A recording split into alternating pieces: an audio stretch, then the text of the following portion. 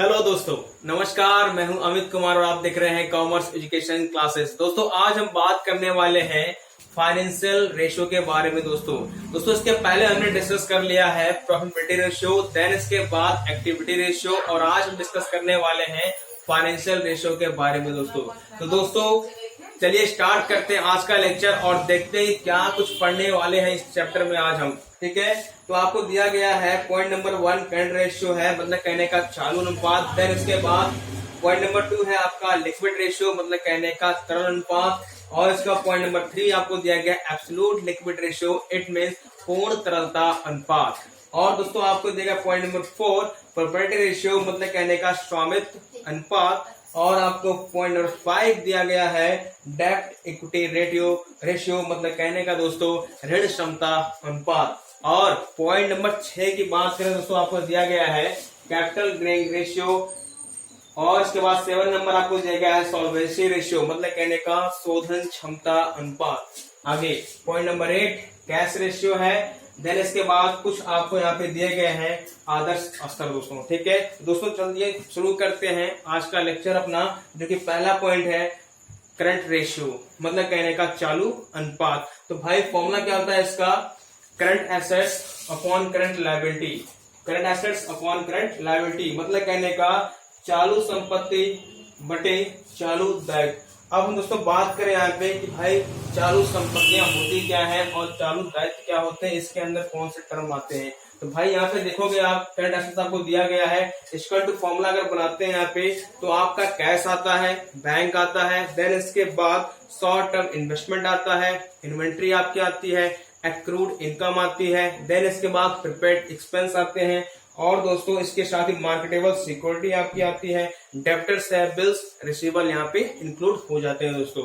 आगे अब दोस्तों हम बात करेंगे यहाँ पे करंट लायबिलिटी के बारे में। तो इसमें आपका क्रेडिटर आता है, बिल्स पेबल आता है, और बैंक ओवरड्राफ्ट आता है, शॉर्ट टर्म लोन आते हैं, प्रोविजन फॉर टैक्स आते हैं, ऐसे ही आइटम एक्सेट्रा बहुत सारे इसमें आ जाते हैं दोस्तों। ठीक है, तो इन सभी आइटमों को हम जो जिसके अंडर में होता है उसको ऐड कर लेते हैं।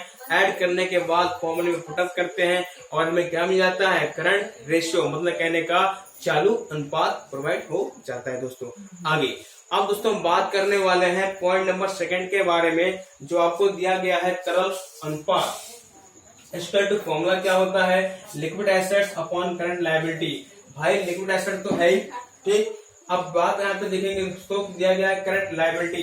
तो भाई करंट लायबिलिटी है इसे या फिर लिक्विड लायबिलिटी है, बात एक ही है, बस थोड़ा फर्क कहाँ है अभी हम इसको देख लेते हैं दोस्तों। ठीक है भाई, लिक्विड एसेट सेम ही चीज होती है, बस थोड़ा सा फर्क दोस्तों होता है। क्या फर्क आप देखते हैं, लिक्विड एसेट्स इक्वल टू आपका होता है current liability, sorry current assets minus stock plus prepaid expense. कहने का मतलब दोस्तों यहाँ पे ये है मेरा कि भाई आपके पास जो करंट एसेट्स होती है उसमें से आप स्टॉक माइनस कर देते हो, देन इसके बाद प्रीपेड एक्सपेंस माइनस कर देते हो, तो आपको मिल जाता है लिक्विड एसेट्स। ऐसे ही लिक्विड लायबिलिटी की बात करें तो यहाँ पे दोस्तों आपको दिया गया है करंट लायबिलिटी जितनी आपकी होती है उन सभी को ऐड करने के बाद उसमें से हम क्या माइनस करते हैं, बैंक ओवरड्राफ्ट। कहने का मतलब ये है बैंक अधिकर्ष माइनस कर देते हो, तो जो अमाउंट आपको मिलता है वो आपका होता है liquid liability, it means current liability जो भी आपका होता है दोस्तों। समझ में आ गया तक। आगे अब दोस्तों हम बात करेंगे, भाई फॉर्मूले पर रख देते हैं और उसके बाद हमें क्या मिल जाता है, लिक्विड रेशियो। अब इसके नाम की बात कर लेते हैं। तो भाई इसके 2 नाम और होते हैं, कौन कौन से होते हैं जरा जान लेते हैं। एक तो आपका दोस्तों होता है एसिड रेशियो, दूसरा आपका होता है क्विक रेशियो। समझ में आ गया। लिक्विड रेशियो का भाई लिक्विड नाम तो है ही, इसके सिवा आपके पास 2 नाम और आते हैं। तो भाई लिक्विड एक हो गया, दूसरा आपका क्विक हो गया और तीसरा आपका एसिड रेशियो हो गया। तो तीनों नाम आप जानते रहिए, एग्जाम में किस नाम से पूछता है ये आपको जानना जरूरी होता है दोस्तों। ठीक है, आगे अब दोस्तों हम बात करने वाले हैं यहाँ पे एब्सोल्यूट लिक्विड रेशियो के बारे में, मतलब कहने का पूर्ण तरलता अनुपात के बारे में। तो चलिए दोस्तों क्या कहता है फॉर्मूला जरा यहाँ पे डिस्कस कर लेते हैं, देख लेते हैं एक बार। तो आपको दिया गया है absolute liquid assets upon liquid liability.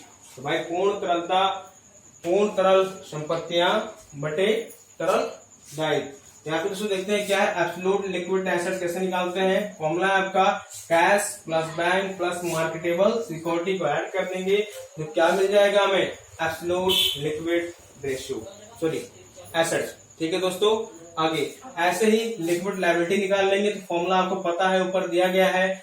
ठीक, current liability minus bank overdraft क्या मिल जाएगा हमें लिक्विड लायबिलिटी मिल जाएगी। आगे बात करें दोस्तों यहाँ पे पॉइंट नंबर 4 की, तो आपको दिया गया है प्रॉपर्टी रेशियो मतलब कहने का स्वामित्व अनुपात। इसके बारे में बात करें फॉर्मूले के तो आपको दिया गया है दोस्तों यहाँ पे proprietor fund oblique network upon total tangible assets oblique total assets. मतलब कहने का दोस्तों कि भाई जो स्वामित्व कोष होता है आपका वो और नेटवर्क हो, दोनों में से कोई एक हो तो आप रख देते हो फॉर्मूले पे, या फिर ध्यान से देखेंगे टोटल टेंजिबल एसेट्स हो या फिर आपका टोटल एसेट्स हो, दोनों में से कोई एक हो। इन दोनों को रखने के बाद हमें क्या मिल जाता है प्रॉपर्टी रेशियो प्रोवाइड हो जाता है। अब दोस्तों बात करेंगे भाई की नेटवर्थ या प्रोप्राइटर फंड कैसे निकाला जाता है, तो फॉर्मूला इसका होता है यहाँ पे equity share capital plus preference share capital plus reserve and surplus plus undistributed profit. समझ में आ गया यहाँ तक। भाई कहने का मतलब ये है समता पूंजी, ठीक, इसके बाद पूर्वाधिकार अंश पूंजी, इसके बाद रिजर्व मतलब कहने का संचय और अधिक, ठीक, तथा इसके बाद आपको दिया गया दोस्तों यहाँ पे अनडिस्ट्रीब्यूटेड प्रॉफिट मतलब कहने का आप वितरित लाभों को ऐड कर लेंगे तो हमें क्या मिल जाएगा नेट वर्थ मिल जाएगा। समझ में आ गया दोस्तों यहाँ तक। आगे अब दोस्तों हम बात करने वाले हैं यहाँ पे डेट इक्विटी रेशियो की, तो फॉर्मूला आपको दिया गया है outsider fund upon share holder fund. बात करेंगे यहाँ पे आउटसाइडर फंड की तो आपको दिया गया है दोस्तों long term loan plus short term loan plus current liability. मतलब कहने का दोस्तों कि भाई लॉन्ग टर्म लोन लंबे समय के लिए लिया गया ऋण क्या कहलाता है आपका लॉन्ग टर्म लोन कहलाता है। और यहाँ पे आपको दिया गया है शॉर्ट टर्म लोन, कहने का मतलब ये होता है कि अल्पकालीन समय के लिए लिया गया ऋण क्या कहलाता है आपका शॉर्ट टर्म लोन कहलाता है। और बात करें आपको सीरियल यहाँ पे लिखा गया है मतलब कहने का करंट लायबिलिटी के बारे में, तो ये आपने पहले डिस्कस कर लिया है भाई। जहाँ पे क्रेडिटर आपके आते हैं, बिल्स पेबल आपके आते हैं, बैंक ओवरड्राफ्ट आते हैं, यहाँ तक कि प्रोविजन फॉर टैक्सेस आते हैं, ठीक है। तो ऐसे जो आइटम आपके आते हैं वो किसमें आते हैं करंट लायबिलिटी में आते हैं। समझ में आ गया यहाँ तक। आगे दोस्तों अब बात करेंगे दोस्तों यहाँ पे शेयर होल्डर फंड के बारे में, तो एक बार हमने यहाँ पे डिस्कस कर लिया है, बस इस फॉर्मूले में थोड़ा चेंजिंग कर देते हैं। क्या मिल जाता है हमें शेयर होल्डर फंड, तो यहाँ पे देखते दोस्तों है क्या इक्विटी शेयर कैपिटल क्षमता अंश पूंजी प्लस प्रेफरेंस शेयर कैपिटल पूर्वाधिकार अंश पूंजी plus capital reserve plus revenue reserve plus sinking fund. इन सबको ऐड करने के बाद हमें क्या मिल जाता है शेयर होल्डर फंड। तो भाई सब कुछ मिल गया है, फॉर्मूले पे रख देते हैं तो हमें क्या मिल जाता है डेट इक्विटी रेशियो। समझ आ गया दोस्तों यहाँ तक। आगे अब हम बात करेंगे दोस्तों पॉइंट नंबर 6 के बारे में, तो आपको दिया गया है capital gearing ratio equal to, formula क्या होता है इसका equity share capital upon preference share capital plus long term loan. ठीक है दोस्तों, बात करें इसकी तो आपको दिया गया है ऋण अंश समता अंश पूंजी अपॉन पूर्वाधिकार अंश पूंजी प्लस लॉन्ग टर्म लोन, मतलब कहने का दोस्तों लंबे समय के लिए लिया गया ऋण। ठीक है, इन सभी को ऐड करने के बाद रख देंगे, क्या मिल जाएगा आपको कैपिटल गियरिंग रेशियो। समझ आएगा दोस्तों यहाँ तक। आगे अब दोस्तों बात करने वाले हैं पॉइंट नंबर 7 की, जहां आपको दिया गया है सॉल्वेंसी रेशियो, मतलब कहने का शोधन क्षमता अनुपात। अब भाई बात करें इसके फॉर्मूले की तो आपको दिया गया है total assets upon total external liability, मतलब कहने का कुल संपत्ति बटे कुल बाह्य दायित्व। समझ आएगा दोस्तों यहाँ तक। ठीक है, total assets upon total external liability भाई रख देंगे ऊपर नीचे, देख क्या मिल जाएगा हमें सॉल्वेंसी रेशियो प्रोवाइड हो जाएगा। आगे अब दोस्तों हम बात करने वाले हैं कैश रेशियो की, इक्वल टू फॉर्मूला क्या है आपका cash and cash equivalent upon current liability, मतलब कहने का भाई रोकड़ हो या फिर रोकड़ के समकक्ष हो। जैसे आपको पता होगा अगर आपने कोई फॉर्म फिलअप किया होगा तो वहां पूछता है क्लास 10th या फिर उसे क्या होना चाहिए, इक्विवेलेंट, मतलब कहने का उसके समकक्ष होना चाहिए या उसके जैसा होना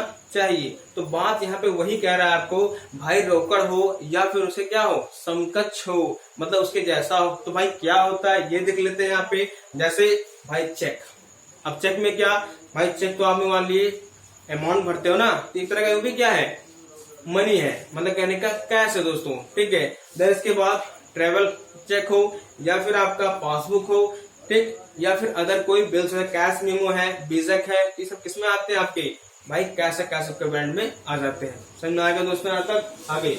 अब उससे बात करने वाले करंट लायबिलिटी की, तो भाई ये तो पता ही है हमको करंट लायबिलिटी में होता क्या है। फिर से एक बार देख लेते हैं भाई, क्रेडिटर आता है पता है, बिल्स पेबल आता है पता है, आउटस्टैंडिंग आती है, और उसके बाद प्रोविजन फॉर टैक्स आते हैं, देन इसके बाद बैंक ओवरड्राफ्ट आते हैं, एक्सेट्रा और भी कुछ आते होंगे। समझ आ गया दोस्तों यहाँ तक आगे। तो भाई हमने यहाँ पे 8 पॉइंट डिस्कस कर लिया जो हमारे फॉर्मूले से रिलेटेड थे, लेकिन यहाँ पे अब दिया गया आपको आदर्श स्तर, मतलब कहने का भाई प्रत्येक फॉर्मूले का कुछ ना कुछ उसका स्टैंडर्ड होता है, मतलब कहने का आदर्श स्तर होता है। वो क्या होता है जरा जान लेते हैं एक बार यहाँ पे। तो पॉइंट नंबर 9 में आपको दिया गया है चालू अनुपात का आदर्श स्तर क्या होता है। तो भाई चालू अनुपात का मतलब क्या है, करंट रेशियो से मतलब है। तो ये आपको यहाँ पे दिया गया भाई करंट रेशियो, इसका टू फॉर्मूला क्या, current assets upon current liability, ठीक। तो भाई इसका आदर्श स्तर क्या होता है, हमेशा 2:1 होता है, मतलब कहने का 2:1 होता है। समझ में आ गया, ऐसा क्यों है भाई जरा देख लेते हैं। ये पॉइंट जो है हमेशा बड़ा होता है और ये पॉइंट हमेशा कैसा होता है, उसको छोटा हो रहा है। जैसे मान लीजिए आपको 100 दिया गया, ठीक, अब यहाँ पे 25 दे दिया गया। अब भाई अगर भाग दोगे तो 25 1 जा 25 और 25 4 जा 100, ठीक है। यहाँ पे देखिए भाई ये भी क्या आपका 4:1 आ रहा है, मतलब कहने का फर्स्ट वाला बड़ा है, सेकंड वाला आपका छोटा यहाँ पे दिया गया है दोस्तों, ठीक। दूसरा आपको देखा तरल एवं त्वरित अनुपात दोनों कैसे आ रहे हैं, समान आ रहे हैं, मतलब कहने का 1:1 उसका स्टैंडर्ड स्तर लेवल होता है। आगे पॉइंट नंबर 11 बात करते हैं दोस्तों, यहाँ पे दिया गया आपको पूर्ण तरलता अनुपात, मतलब है कहने का एब्सोल्यूट लिक्विड रेशियो, फॉर्मूला क्या होता है आपका, absolute liquid assets upon liquid liabilities. भाई इसका आदर्श स्तर क्या होता है यहाँ पे 0.5:1, मतलब कहने का 0.5:1 होता है। समझ आ गया दोस्तों यहाँ तक। अब दोस्तों एक बात और आपको बताता हूं मैं कि भाई प्रॉफिटेबिलिटी रेशियो हमने निकाला था तो हमने हर फॉर्मूले में 100 से मल्टीप्लाई किया था, मतलब कहने का परसेंटेज में आपका रेशियो निकलता है। एक्टिविटी की बात कर लेते हैं तो आपका वो रेट रेशियो में निकलता है, मतलब कहने का दर अनुपात में निकलता है, टाइम्स में, मतलब कहने गुना में निकलता है। अब बात करें फाइनेंशियल रेशियो की तो दोस्तों ये निकलता है आपका सिंपल रेशियो में, कहने का मतलब ये होता है भाई ये डॉट डॉट, ये क्या आपका सिंपल रेशियो है। आपने ऐसे कर दिया 2:1 या फिर 3:5, किसमें निकलता है आपका सिंपल रेशियो में निकलता है, मतलब कहने का दो संख्याओं के बीच में सीधा संबंध व्यक्त करता है आपका फाइनेंशियल रेशियो। समझ में आ गया यहाँ तक आगे। एक बात दोस्तों और, ये आपको दिख रहा होगा कॉमर्स एजुकेशन क्लासेस का, मतलब कहने का सब्सक्राइब करने के लिए आपको इंडिकेट कर रहा है, तो दोस्तों वीडियो को सब्सक्राइब जरूर करिएगा। आई होप ये वीडियो बहुत अच्छा लगा होगा, आपको समझ में आया होगा। अगर आपको नहीं समझ में आया है या कोई पॉइंट आपका कम तरीके से आप समझ पाए हैं तो उसे आप कमेंट में नीचे लिख सकते हैं। दोस्तों मैं अगले वीडियो में उस क्वेश्चन को आपको समझाने का प्रयास करूंगा, ठीक है। तो दोस्तों मिलते हैं नेक्स्ट वीडियो में, तब तक के लिए नमस्कार।